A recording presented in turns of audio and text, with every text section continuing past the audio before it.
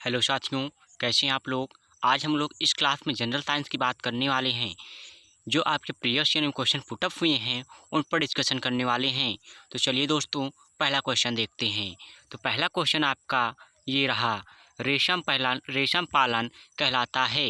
रेशम पालन कहलाता है sericulture, pisciculture, apiculture, horticulture. Sericulture, pisciculture, apiculture, horticulture. इसका सही आंसर हो जाता है सेरीकल्चर। इसका सही आंसर क्या हो जाता है? सेरीकल्चर।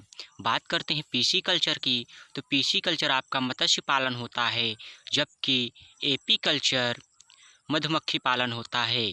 हम रेशम पालन के बारे में और जानकारी लेते हैं। जो रेशम पालन है आपका शहतूत के पेड़ पर किया जाता है। भारत में 4 किस्म पाई जाती हैं रेशम की: मलबरी, तसर, एरी और मूंगा। अब बात करते हैं रेशम पालन की। तो ये आपका जो कच्चा रेशम है उस चाइना में प्रथम उत्पादन किया जाता है, जबकि सेकंड पोजीशन पर आपका इंडिया है। नेक्स्ट का बात करते हैं हम। निम्न में से SO2 प्रदूषक का सर्वोत्तम सूचक है: ब्रायोफाइटा, लाइकेन, टेरिडोफाइटा, शैवाल। तो इसका सही जवाब दीजिएगा। तो इसका सही जवाब हो जाता है लाइकेन। जो आपका लाइकेन है वो कवक प्लस शैवाल का मिश्रण होता है। कवक और शैवाल की मित्र जाति को ही हम लोग लाइकेन कहते हैं। जो आप लैब में लिटमस पेपर यूज करते हैं वो लिटमस पेपर आपका लाइकेन से ही प्राप्त होता है। जो जहाँ पर वायु प्रदूषक ज़्यादा होता है वहाँ पर लाइकेन नहीं उगते हैं, और लाइकेन हरदम पेड़ों पर ही उगते हैं। ये भी एक फैक्ट है, याद रखिएगा। नेक्स्ट बात हम करते हैं, कोशिका का पावर हाउस किसे कहते हैं। मतलब कोशिका का पावर हाउस किसे कहते हैं? माइटोकॉन्ड्रिया, गोल्गी काय, राइबोसोम, इनमें से कोई नहीं। तो इसका सही जवाब दीजिएगा। तो इसका सही जवाब हो जाता है आपका माइटोकॉन्ड्रिया। तो ये जवाब क्या हो जाता है? माइटोकॉन्ड्रिया। अब बात करते हैं माइटोकॉन्ड्रिया की ओर। तो माइटोकॉन्ड्रिया की खोज अल्टमान नामक वैज्ञानिक ने किया था, जबकि इसका नामकरण किसने दिया था? तो इसका नामकरण आपका बेंडा नामक साइंटिस्ट ने दिया था। बात करते हैं गोल्गी काय की। तो गोल्गी काय की खोज कैमिलो गोल्गी ने किया था। इसको यातायात का प्रबंधक कहा जाता है। लेकिन बात करें राइबोसोम की तो इसको प्रोटीन की फैक्ट्री कहा जाता है। लेकिन माइटोकॉन्ड्रिया को हिंदी में सूत्रकणिका के नाम से भी जाना जाता है। इसमें कोशिका का ऑक्सीकरण होता है और जो लास्ट उत्पाद होता है वो ATP के रूप में हमें प्राप्त होता है। तो ATP का फुल फॉर्म क्या होता है? एडेनोसिन ट्राइफॉस्फेट होता है। नेक्स्ट हम बात करते हैं, रक्त में लाल रंग किसके कारण होता है? Plasma, haemoglobin, RBC, WBC। तो इसका सही जवाब हो जाता है हीमोग्लोबिन। हीमोग्लोबिन के कारण ही आपका ब्लड रेड होता है। बात करते हैं RBC की। RBC क्या होता है? RBC को हम रेड ब्लड सेल्स या श्वेत रक्त कणिका कहते हैं। इसमें भी लाल रंग किसके कारण होता है? हीमोग्लोबिन के कारण ही होता है। जबकि WBC ये श्वेत रक्त कणिका कहते हैं।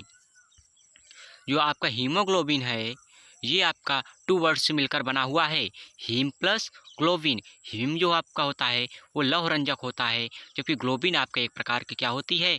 प्रोटीन होती है। बात करते हैं नेक्स्ट क्वेश्चन की। एडवर्ड जेनर ने खोज किया TB का टीका, एड्स का टीका, पोलियो का टीका और चेचक का टीका। तो इसका सही जवाब हो जाता है आपका, इसका सही जवाब क्या हो जाएगा?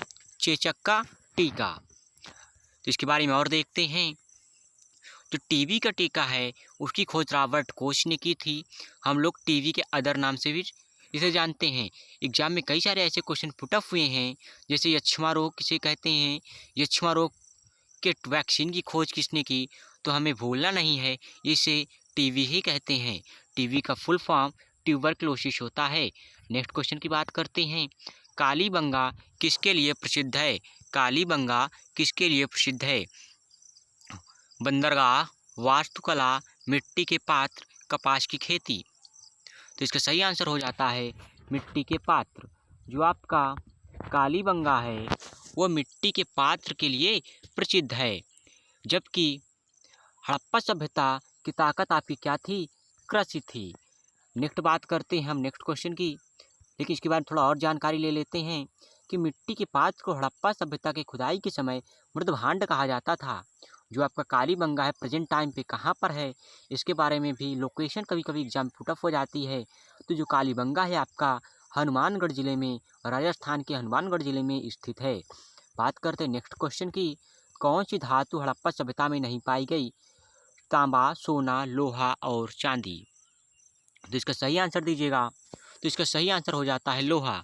जो आपका लोहा है वो कौन से युग में पाया गया? तो जो आपका लोहा है वह किस युग में पाया गया, इसके बारे में डिस्कशन करेंगे। लेकिन उससे पहले देखते हैं कि जो हड़प्पा सभ्यता थी कैसी सभ्यता थी? वो कांस्य युगीन सभ्यता थी। कांस्य युगीन मतलब तांबा प्लस टीन। जो कांस्य आपका दो धातु से मिलकर बना होता है, तांबा और टीन। बात करते हैं इस सभ्यता के समय जो आदर्श सभ्यताएं थीं वो कैसी थीं? तो वो थी आपकी ताम्रयुगीन। अब बात करते हैं लोहे का ज्ञान कब हुआ? लोहे का ज्ञान आपका उत्तर वैदिक काल में हुआ।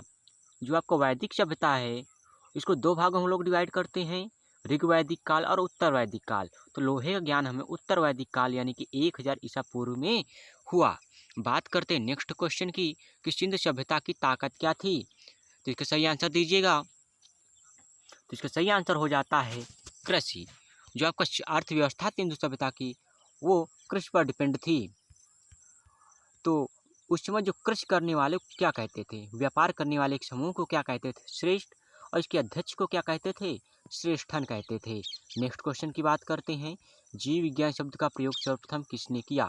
अरस्तु, पुरकिंजे, वानमाल, लैमार्क, ट्रिवरेनस। तो इसका सही आंसर दीजिएगा। इसका सही आंसर हो जाता है लैमार्क और ट्रिवरेनस। जबकि अरस्तु को फादर ऑफ बायोलॉजी कहा जाता है। फादर ऑफ बायोलॉजी किसे कहते हैं? अरस्तु को कहते हैं। जबकि जीवद्रव्य का नामकरण पुरकिंजे नामक साइंटिस्ट ने दिया। इसके बारे में और देखते हैं। जो बायोलॉजी है टू वर्ड से मिलकर बना है, बायो प्लस लॉजी। बायो का मतलब होता है टू लिविंग, मतलब सजीव जीवन, जबकि लॉजी का मतलब होता है स्टडी। अर्थात बायोलॉजी का मतलब हो गया सजीव चीज़ों का अध्ययन करना। बात करते हैं नेक्स्ट क्वेश्चन की, भूकंप की तीव्रता किसके द्वारा मापी जाती है? तो भूकंप की तीव्रता किसके द्वारा मापी जाती है? ऑप्शन आपके दिए गए हैं, बैरोमीटर, हाइड्रोमीटर, पॉलीग्राफ, सिस्मोग्राफ। तो इसका आपका राइट आंसर हो जाता है सिस्मोग्राफ। जबकि भूकंप की तीव्रता को हम रिएक्टर स्केल से भी मापते हैं। जबकि भूकंप की तीव्रता को हम रिएक्टर स्केल से भी मापते हैं। इसके बारे में और जानकारी देखते हैं। जो भूकंप का अध्ययन है वो सिस्मोलॉजी कहलाता है। सिस्मोलॉजी किसे कहते हैं? क्वेश्चन आ जाता है कभी कभी एग्जाम में। तो सिस्मोलॉजी आपका होता है वो भूकंप के अध्ययन को कहते हैं। इसको हम लोग रिएक्टर स्केल से भी मापते हैं। जब हम पॉइंट में इसको मेजर करते हैं, छोटे छोटे पॉइंट जैसे पॉइंट 1, पॉइंट 2 ऐसे इसको मेजर करना होता है तो हम रिएक्टर स्केल का यूज करते हैं। और इसकी खोज किसने की थी? चार्ल्स रिक्टर ने की थी। और इसी के नाम पर इसकी स्केल का नामकरण भी हो गया रिएक्टर स्केल। आज की क्लास यहीं तक। नेक्स्ट हम बात करेंगे कल। तो दोस्तों क्लास को लाइक करना, सब्सक्राइब करना और शेयर करना ना भूलिएगा। Thank you class.